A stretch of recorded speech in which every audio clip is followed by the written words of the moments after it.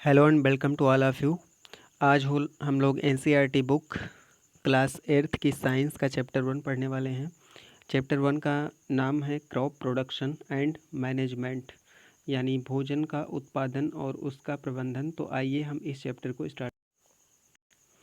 अब यहाँ पे देखिए crop production and management. Crop production मतलब जो फसल होती है उसका उत्पादन, और मैनेजमेंट मतलब उसको हम उत्पादन के लिए क्या क्या हमको प्रबंध करना पड़ता है, और उत्पादित जो फसल होती है उसको हम क्या करते हैं, कहाँ रखते हैं, कैसे उसको लाना ले जाना, ये सब चीज़ों के बारे में हम यहाँ पे पढ़ने वाले हैं। तो यहाँ पे देखिए हम इसको पढ़ना स्टार्ट करते हैं। Paheli and Boojho went to there uncle's house during the summer vacation. There uncle is a farmer. One day they saw some tools like खुरपी, sickle, shovel, plough etcetera in the field.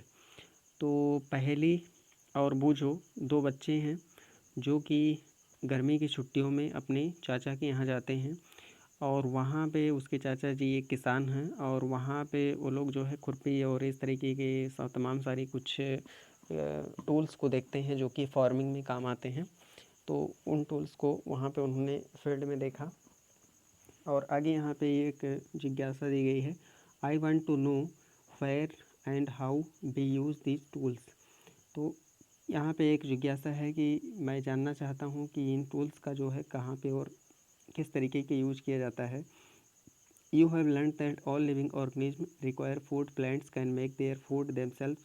Can you recall how green plants synthesize their own food? Animals, including humans, cannot make their own food. So where do animals get their food from? But first of all, why do we have to eat food? तो यहाँ पे देखिए हम जानते हैं कि जो हरे पौधे होते हैं अपने भोजन को बना सकते हैं, और जो बाकी एनिमल्स होते हैं अपने फूड को नहीं बना पाते हैं। लेकिन इन सब के बाद में हम एक क्वेश्चन यहाँ पे ये देखते हैं, but first of all why do we have to eat food. तो हमको फूड क्यों खाना पड़ता है, क्योंकि भोजन इसलिए हम खाते हैं ताकि हमको एनर्जी मिल सके, हमारी जो लाइफ की एक्टिविटीज़ हैं वो होती रहें, और इसलिए हमको फूड खाने की ज़रूरत पड़ती है। तो ये यहाँ पे इस तरीके के दिया गया। एक अगला यहाँ पे जो है क्वेश्चन या एक जिज्ञासा दी गई है, उसको हम लोग देख लेते हैं। Since we all need food, how can be provide food to a large number of people in our country. क्योंकि हमारे देश में बहुत सारे लोग हैं और सबको फूड की ज़रूरत है, तो उस फूड को लोगों को हम प्रोवाइड कर सकें जितना उनको ज़रूरत है, ये हम कैसे करते हैं। तो निश्चित रूप से हमारे देश में एक खेती होती है, कृषि होती है, फार्मिंग, और उस फार्मिंग के द्वारा जो प्रोडक्शन होता है, एग्रीकल्चरल प्रोडक्शन होता है, उसके द्वारा हम फूड को अपनी पूरी पॉपुलेशन को प्रोवाइड कर पाते हैं। तो यहाँ पे आप देखिए एक जिज्ञासा यहाँ दी गई है। Food has to be produced on a large scale. भोजन जो है एक बड़े स्केल में प्रोड्यूस किया जाना ज़रूरी है। ऐसा इसलिए है क्योंकि हमारे पास बहुत ज़्यादा पॉपुलेशन है, तो सबकी जो रिक्वायरमेंट्स को मीट कर पाना इतना आसान नहीं है। आगे देखिए, in order to provide food for a large population, regular production, proper management and distribution is necessary। तो इतनी बड़ी पॉपुलेशन को फूड प्रोवाइड करने के लिए उनका रेगुलर प्रोडक्शन, प्रॉपर मैनेजमेंट और इस प्रोड्यूस्ड फूड का डिस्ट्रीब्यूशन बहुत ज़रूरी है। अब देखिए एग्रीकल्चरल प्रैक्टिसेज। एग्रीकल्चरल प्रैक्टिसेज का मतलब होता है जो कृषि की क्रियाएं होती हैं वो क्या होती हैं, उनके बारे में यहाँ पे दिया गया है। तो यहाँ पे एक बहुत इम्पोर्टेंट चीज़ इस बॉक्स में दी गई है, इसको आप लोग अपनी नोटबुक में नोट कर लीजिएगा। ये बहुत इम्पोर्टेंट चीज़ दी गई है थोड़ी सी। आगे देखिए, till 10,000 BCE people were nomadic, यानी जो BCE बिफोर क्रिश्चियन ईरा, यानी लगभग 10,000 BCE में लोग जो है नोमैडिक थे। नोमैडिक होने का मतलब घुमंतु जिन्हें कह सकते हैं, वो घूमते रहते थे, एक स्थान पर नहीं रहते थे। आगे देखिए, they were wanting in groups from place to place in search of food and shelter. They eat raw fruits and vegetables and started hunting animals for food। तो ये लोग यहाँ वहाँ घूमते रहते थे, ये कच्चे चीज़ों को खाए और जंतुओं और को जो है ये हंट करते थे और सब्जी और फल को खाते थे। Later they could cultivate land and produce rice, wheat and other food crops, thus was born agriculture. तो फिर बाद में धीरे धीरे इन लोग जो है जो लैंड था उसको कल्टीवेट किया, यानी ज़मीन को विकसित किया, और इसके बाद में धीरे धीरे वहाँ पे rice, wheat and other food crops को प्रोडक्शन जो है वहाँ पे स्टार्ट किया, और इस तरीके से एग्रीकल्चर जो है बोर्न हुआ, या खेती की शुरुआत इस तरीके से हुई। तो ये बहुत हिस्टोरिकल फैक्ट यहाँ पे दिया हुआ है, इसको हम लोग याद रखेंगे। आगे हम पढ़ते हैं, when plants of the same kind are cultivated at one place on a large scale is called crop. तो यहाँ पे एक क्वेश्चन हमारा यहाँ पे देख सकते हैं कि जैसे मान लेते हैं कि जब हम प्लांट को एक ही जगह पर लार्ज स्केल पर जब हम प्लांट्स को एक ही जगह पर लार्ज स्केल पर प्रोड्यूस करते हैं तो उसको हम क्रॉप कहते हैं। What is crop? तो यहाँ पे डिफिनेशन दिया, when plants of same kind are cultivated at one place on a large scale is called crop. जब हम प्लांट्स को एक लार्ज स्केल पर एक ही जगह पर एक ही सेम काइंड के प्लांट्स को लार्ज स्केल पर प्रोड्यूस करते हैं तो उसको हम क्या कहते हैं? क्रॉप कहते हैं। For example, crop of wheat means that all the plants grown in a field are that of wheat. तो क्रॉप ऑफ व्हीट का मतलब है कि जितने भी प्लांट जो है एक फील्ड में उगाए गए हैं वो सभी जो है व्हीट के ही हों, तो ये क्रॉप ऑफ व्हीट कहा जाएगा। You already know that crops are of different types like cereals, vegetables and fruits. These can be classified on the basis of the season in which they grow. India is a vast country. The climatic conditions like temperature, humidity and rainfall vary from one region to another. Accordingly, there is a rich variety of crops grown in different parts of the country. Despite this diversity, two broad cropping patterns can be identified. क्योंकि भारत एक बहुत बड़ा देश है तो यहाँ की जो क्लाइमेटिक कंडीशन है, टेम्परेचर, ह्यूमिडिटी एट्सेट्रा, ये हर एक जगह पे अलग अलग है और ढेर सारे टाइप की क्रॉप्स जो है पूरे देश में प्रोड्यूस की जाती हैं। लेकिन इसके बाद भी हम ब्रॉडली जो क्रॉपिंग पैटर्न्स हैं इनको हम दो कैटेगरीज में डिवाइड कर सकते हैं। इनमें पहला आपका आता है खरीफ क्रॉप्स। खरीफ क्रॉप्स का मतलब होता है जो धान जिस सीजन में उगाया जाता है उसके साथ में उगाई जाने वाली सारी फसलों को हम खरीफ क्रॉप्स कहते हैं। The crop which are sown in the rainy season are called kharif crops. The rainy season in India is generally from June to September.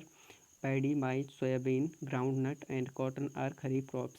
तो यहाँ पे ये याद रखना है कि जो खरीफ क्रॉप्स होते हैं ये वर्षा के मौसम में लगाए जाते हैं। ये जून से लेकर सितंबर तक जो है ये रहते हैं खेत में। जैसे यहाँ पे पैडी, माइज, सोयाबीन। पैडी मतलब धान, maize, soybean, groundnut and cotton are kharif crops. इसके बाद में रबी क्रॉप्स आते हैं। तो खरीफ क्रॉप्स का मतलब धान के साथ उगाए जाने वाले फसलें, और रबी क्रॉप्स का मतलब होता है जो गेहूँ के साथ उगाए जाने वाली फसलें होती हैं उनको हम रबी क्रॉप्स बोलते हैं। The crops grown in the winter season October to March are called rabi crops. Example of rabi crops are wheat, grain, gram, pea, mustard and linseed. तो यहाँ पे देखिए जो क्रॉप्स हैं रबी क्रॉप्स उनके बारे में दिया, wheat, gram, pea, mustard and linseed etcetera. तो यहाँ पे देखिए besides these pulses and vegetables are grown during summer at many places. तो गर्मियों के जो फसलें होती हैं उनको खरीफ, रबी, इनको हम जायद की फसलें कहते हैं जो मार्च में बोई जाती हैं, जैसे तरबूजा, खरबूज या मक्का हो गया। हालांकि मक्का कई सारे फसलों के साथ में उगाया जाता है तो इनको हम जायद की क्रॉप्स कहते हैं। हालांकि ये दिया नहीं गया है। तो जो मेजर क्रॉप पैटर्न्स हैं इनमें हम दो कैटेगरीज में बुक में डिवाइड किया है, एक खरीफ क्रॉप, एक रबी क्रॉप। खरीफ क्रॉप को धान के साथ में उगाया जाता है वर्षा के सीज़न में, और रबी क्रॉप्स को जो है गेहूँ के साथ में यानी सर्दी के मौसम में इसको उगाया जाता है। Basic practices of crop production. जो क्रॉप प्रोडक्शन के बेसिक प्रैक्टिसेज होते हैं उनके बारे में हम पढ़ेंगे। तो सबसे पहले यहाँ पे हम जो एक जिज्ञासा दे उसको ले लेते हैं।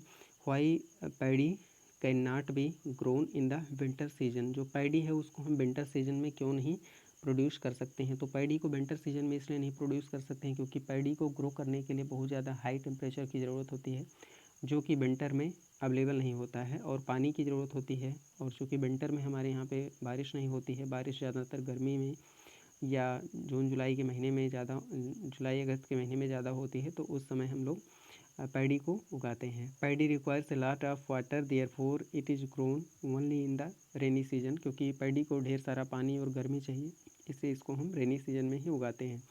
आगे हम पढ़ते हैं cultivation of crop involve several activities undertaken by farmers over a period of time. You may find these activities are similar to those carried out by gardener और even by you when you grow ornamental plants in your house. These activities or tasks are referred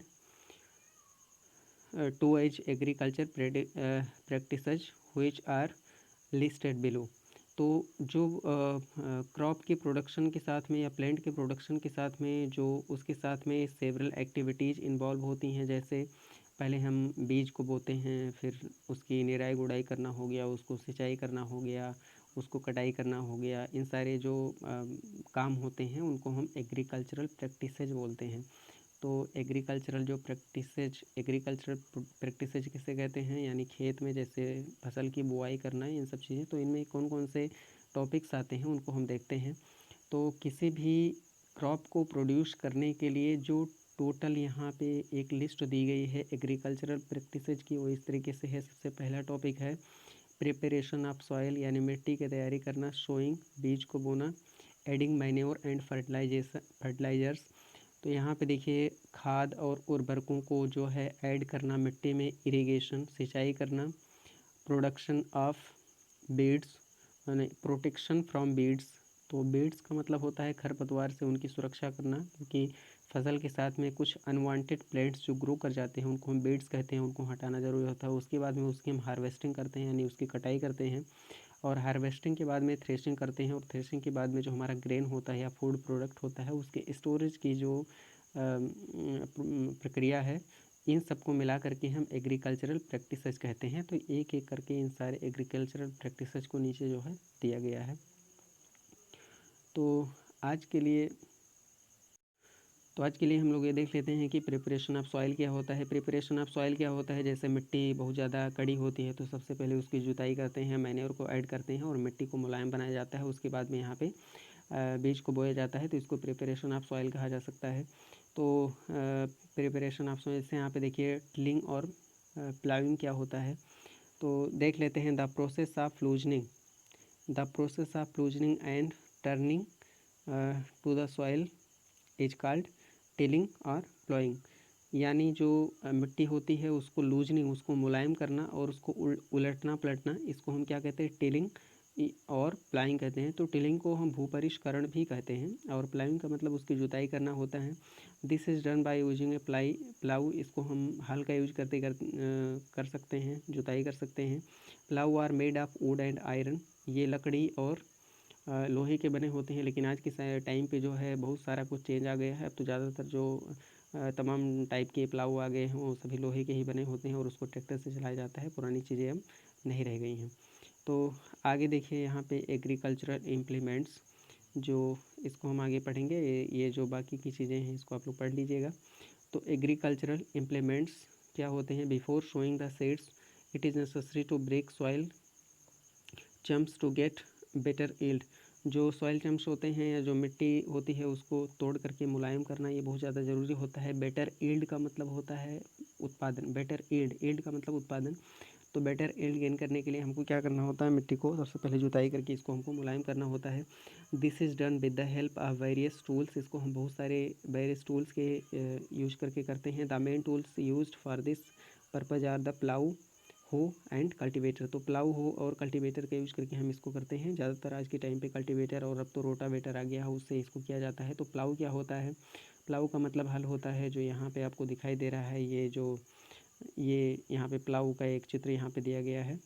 इसको हम देख सकते हैं कि इसमें ये लोहे का नीचे एक फल होता है और ये लकड़ी का बना हुआ होता है, जिसका यूज करके हम जो है ये खेत की जुताई करते हैं। उसके बाद में हो दिया गया है।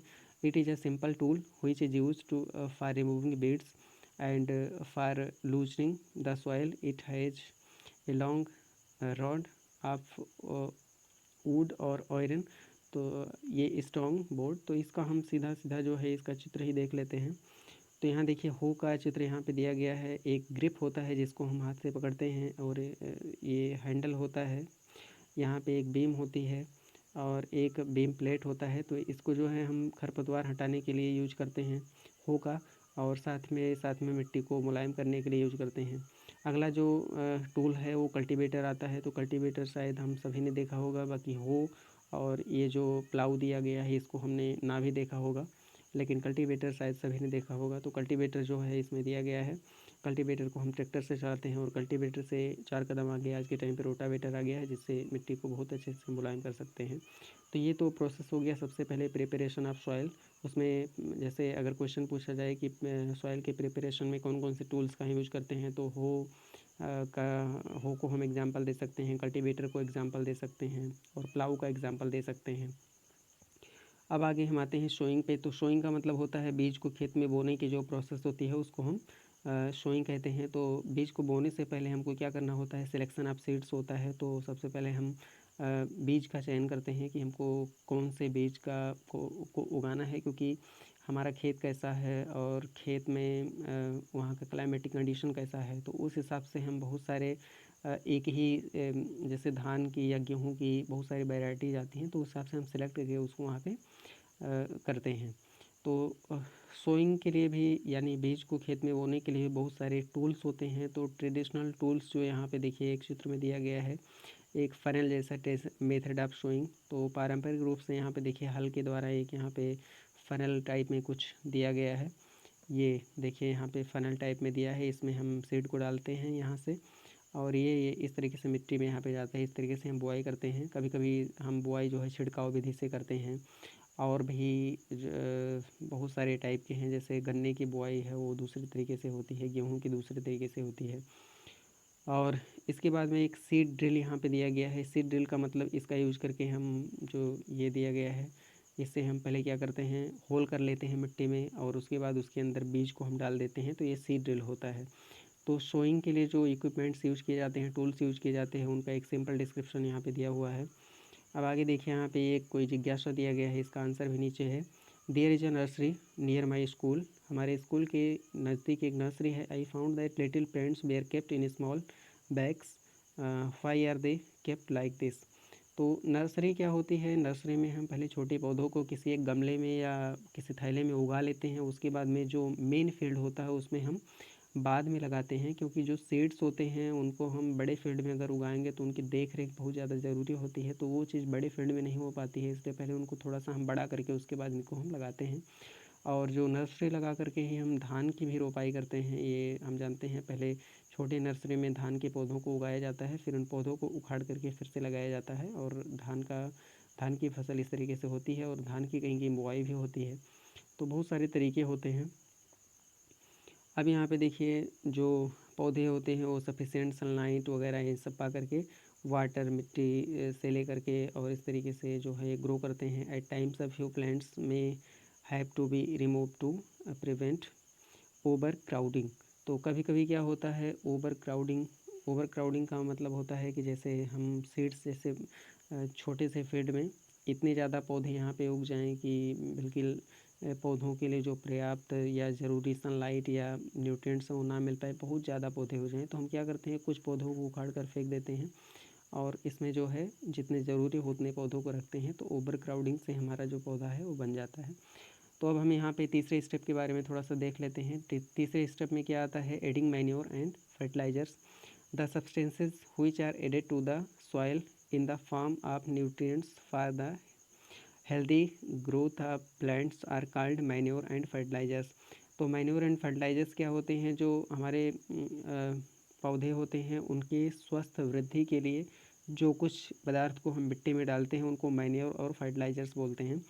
मैन्योर और फर्टिलाइजर में नीचे आपको डिफरेंस भी बताया जाएगा, लेकिन अभी हम ऐसे ही इसको थोड़ा सा इसकी हिंदी देख लेते हैं कि मैन्योर का मतलब होता है खाद कह सकते हैं, और फर्टिलाइज़र का मतलब होता है उर्वरक। मैन्योर का मतलब क्या होता है, खाद, और फर्टिलाइज़र का मतलब होता है उर्वरक। तो ये दोनों की हिंदी है, याद कर लेना। मैन्योर का मतलब खाद और फर्टिलाइज़र का मतलब होता है उर्वरक, ये याद रखना। तो हम खाद और उर्वरक को जो है मिट्टी में ऐड करते हैं।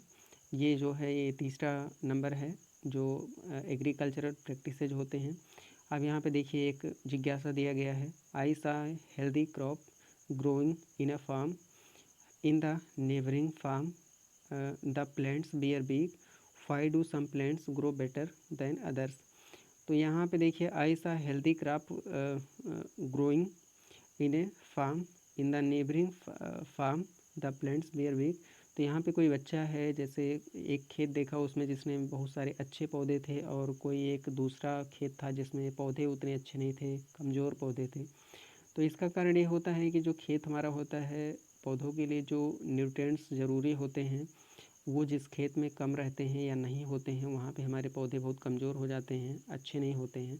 और जिस खेत में मैन्योर और फर्टिलाइज़र पर्याप्त मात्रा में ऐड किए जाते हैं, तो वहाँ पे जो है पौधा हमारा बहुत अच्छा होता है। इसका कारण यही होता है कि पौधे में अगर न्यूट्रिएंट्स सफिशिएंट नहीं है तो वीक हो जाएगा, कमज़ोर हो जाएगा। तो सॉइल में जो न्यूट्रिएंट्स होते हैं, बार बार क्रॉप के प्रोडक्शन से वहाँ पे न्यूट्रिएंट्स की कमी हो जाती है। तो न्यूट्रिएंट्स को पूरा करने के लिए हम मैन्योर और फर्टिलाइज़र्स का यूज करते हैं, तो वो न्यूट्रिएंट्स जो है मिट्टी में फिर से आ जाते हैं। और भी यहाँ पे जो ये दी गई हैं, इनको हम बुक में आसानी से पढ़ लेंगे। इसके बाद में फिर अगला जो दिया है एक्टिविटी 1.2, तो यहाँ पे एक्टिविटी दी गई है, तो इस एक्टिविटी को हम अगले दिन पढ़ेंगे। आज के लिए इस वीडियो को हम यहीं पे एंड करते हैं, और वीडियो देखने के लिए आप सभी का बहुत बहुत धन्यवाद।